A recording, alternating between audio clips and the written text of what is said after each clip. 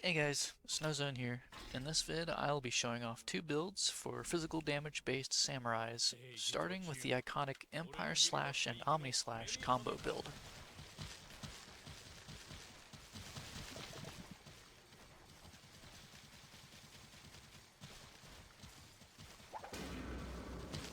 Not much has changed mechanically with this build since last season. We have our usual three pre-buffs: Blade Barrier, Live by the Sword, and For Honor. Blade Barrier now has a shorter cooldown and also gains duration for each talent level. Live by the Sword has a longer duration of 25 seconds, but now also a longer base cooldown of 75 seconds. For Honor is now an 8-second buff with 12 seconds cooldown.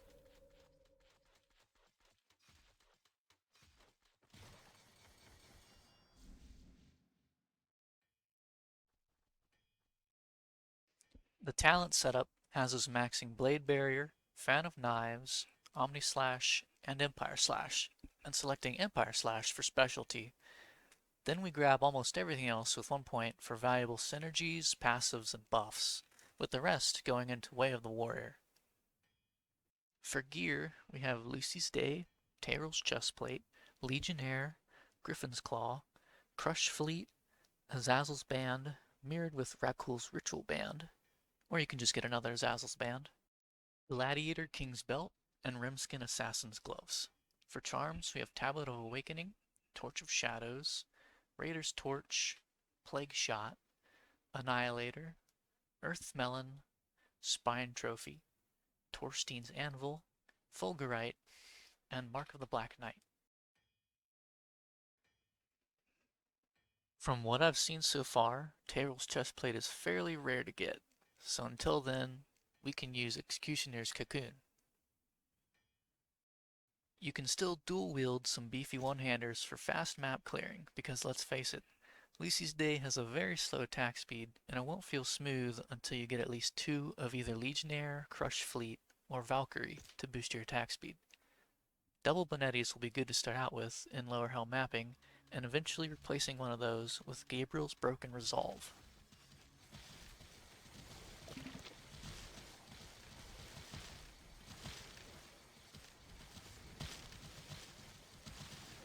Overall, this build is extremely fun and fairly decent at bossing and map clearing. However, if you're picking Samurai to start your season, you may have a little more trouble during the leveling process with this build compared to the one I show you next.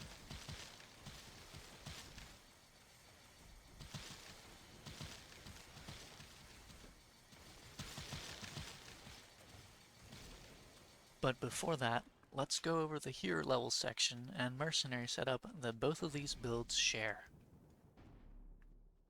For Season 4, glyph power has been reduced across the board, mostly because the essence requirement to level up glyphs has been multiplied by a lot. They also now roll equality when they drop, so in this video I'm using level 4 glyphs at 90% quality. Singularity occasionally pulls mobs together for focus AoE, Drunkard and Survivor's Shield help you live, and Tempest Strikes gives a bit of attack speed. Survivor's Shield and Tempest Strike can also be swapped for a minor attack speed benefit, but less shielding.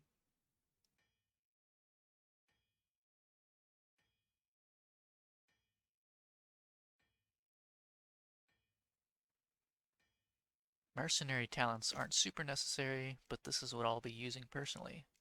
Max Rapid Fire, Hunter's Trap, Burst of Agility, Shatter Armor, and Soul Funnel.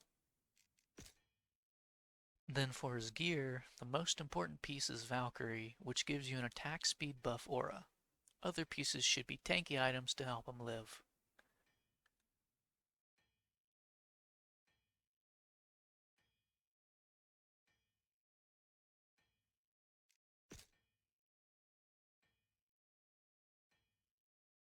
The second build I have to show has a bit more range to it and doesn't rely as much on attack speed to feel smooth compared to the previous build. You might have noticed earlier that Fan of Knives is changed to a passive proc, so the main skill for range playstyle now is Shuriken Throw. We max and select specialty for this, then max Explosive Kunai, Blade Barrier, and Fan of Knives. 1 points all around, with the rest going into Warrior Spirit.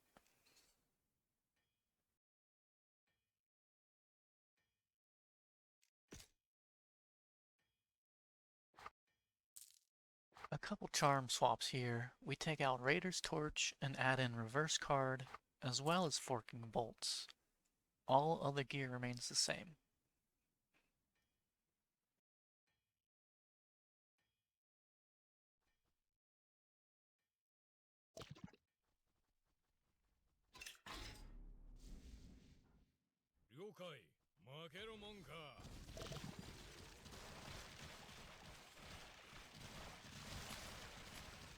Although not as flashy as the first build, Shuriken Throw and Fan of Knives Ricochet procs work together, easily targeting nearby mobs for better focus clearing, especially with bosses that spawn little guys often.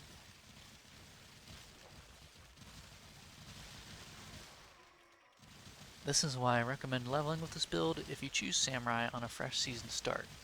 You can also use bows, guns, and throwing weapons with this build, but you won't be able to use Empire Slash or Omnislash for movement and utility.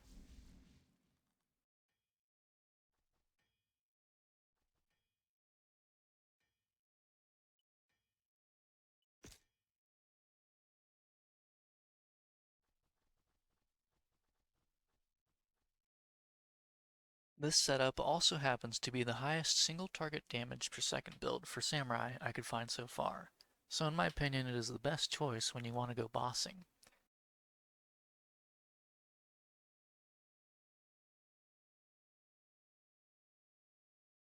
I have chosen not to include weapon augments in either build setup because these are very expensive and super RNG.